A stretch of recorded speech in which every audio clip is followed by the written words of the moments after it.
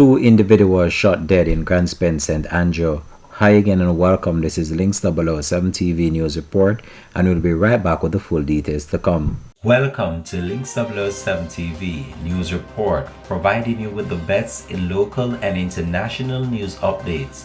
This is a place where you can get the most reliable and informative news information. Links 007 TV News Report.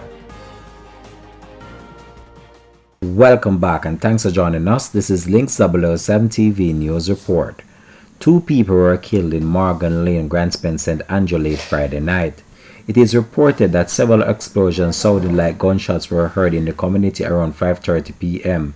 It was later discovered that two people had been killed.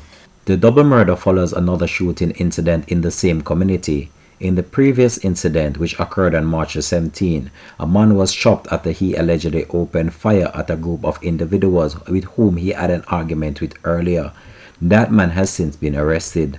The police are in Morgan Lanes processing the crime scene of this latest shooting, and Links 007 TV will have a subsequent newscast to come on this in a later report. This has been Links 007 TV News Report. Thanks for watching.